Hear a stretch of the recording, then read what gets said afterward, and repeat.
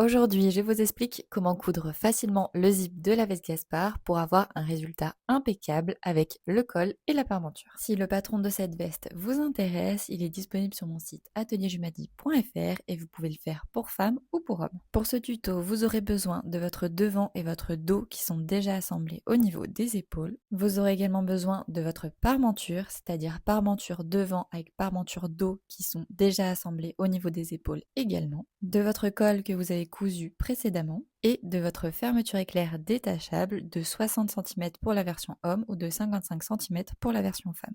Première étape, on va venir assembler notre col sur notre encolure au niveau de notre devant et notre dos, mais attention, notre col doit commencer et se terminer à 1 cm de notre milieu devant. Pour ça, avec une épingle, je viens mettre un repère sur mes deux milieux devant à 1 cm. Ensuite, je prends mon col et je viens le placer sur l'endroit de mon encolure devant et dos. Il faut que ce soit la pièce colle que vous avez thermocollée qui se retrouve contre l'endroit de votre devant et votre dos. Pour être sûr de placer correctement mon col, je viens chercher le milieu de celui-ci et je place une épingle comme repère. Je fais la même chose avec mon dos, je viens chercher son milieu et je place une épingle comme repère pour pouvoir superposer mes deux repères afin d'avoir mes deux milieux l'un sur l'autre. Je place mes deux repères de milieu endroit contre endroit et ensuite je viens placer les extrémités de mon col au niveau des repères que j'ai mis sur les milieux devant. Une fois que mes extrémités de col sont bien épinglées, je peux épingler la totalité de celui-ci sur l'encolure. Le col est bien épinglé, on peut maintenant superposer notre parmenture sur celui-ci.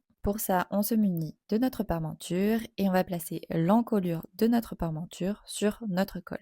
Il faut que l'endroit de la parmenture soit superposé sur le col. Et pour le placement de la parmenture, c'est tout simple, il faut qu'elle se superpose parfaitement à l'encolure de votre veste. Pour être sûr que celle-ci est bien placée, il faut faire correspondre les coutures épaules de la parmenture avec les coutures épaules de la veste. Une fois que votre parmenture est bien épinglée, attention, il faut que le col ne bouge pas, il commence et il se termine toujours à 1 cm en dessous. Vous vous retrouvez donc avec votre col pris en sandwich entre votre parmenture et votre veste. Vous pouvez assembler les trois pièces ensemble avec une couture à 1 cm du bord. Votre couture est faite, on va la dégarnir en forme de triangle afin d'enlever de la matière pour que ce soit plus joli une fois retourné. Pour ça, vous faites comme moi, vous faites des petits triangles pour pouvoir libérer la matière. Attention à ne surtout pas couper votre couture. Maintenant, place à l'assemblage de notre zip. Ouvrez votre zip en deux et récupérez la partie qui ne possède pas le curseur. Cette partie sans le curseur, on va la coudre sur notre devant droit. Il faut que les premières dents de notre zip soient contre la couture. Pour ça, on plie la petite partie où il n'y a pas de dents afin d'éviter qu'elle nous gêne. Personnellement, j'en fais un petit triangle comme vous voyez sur la vidéo, c'est-à-dire je la plie en deux afin d'éviter qu'elle me gêne. Et je viens placer le haut de mon zip endroit contre la couture encolure que j'ai fait précédemment. Comme vous pouvez voir, mon zip démarre vraiment juste après la couture pour que ce soit plus joli une fois cousu. Et je continue à épingler mon zip endroit contre endroit sur mon milieu devant. Une fois mon zip totalement épinglé, je constate que celui-ci ne va pas jusqu'en bas de ma veste. C'est normal, il doit s'arrêter à 5,5 cm du bas de la veste. Pour créer la finition du bas de veste que je vous explique dans une autre vidéo tuto.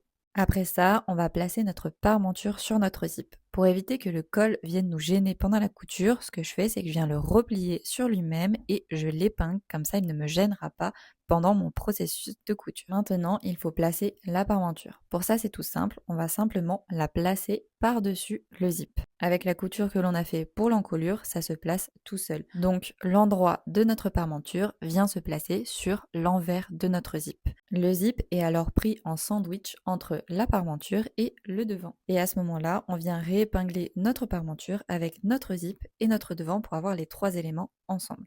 Tout est bien épinglé ensemble et là on constate que la parmenture est aussi plus courte que le zip, c'est totalement normal. Il est temps d'assembler nos trois éléments ensemble avec un pied presseur spécial fermeture éclair. Et cette couture, on la réalise jusqu'au bas de la fermeture éclair. Votre couture est faite, vous pouvez dégarnir l'angle en haut de celle-ci afin d'enlever de la matière. Au cas où, avant de cranter comme moi, je vous conseille de venir vérifier sur l'endroit si ça tombe au bon endroit et si c'est joli après la couture. Si tout est OK, vous pouvez dégarnir votre angle. La première partie de votre zip est bien posée, il vous reste à faire exactement la même chose avec la deuxième partie qui possède le curseur. On pense à bien vérifier que notre zip s'arrête bien à 5,5 cm comme la première partie et surtout qu'il soit bien placé exactement au même endroit que la première partie pour que ça s'assemble bien à la fin. Une fois que vous avez bien vérifié cela, les étapes restent exactement les mêmes que la première partie que je viens de vous expliquer. Et pour éviter que le curseur ne gêne lorsque vous faites votre couture, je vous conseille de le faire démarrer au milieu de votre fermeture éclair.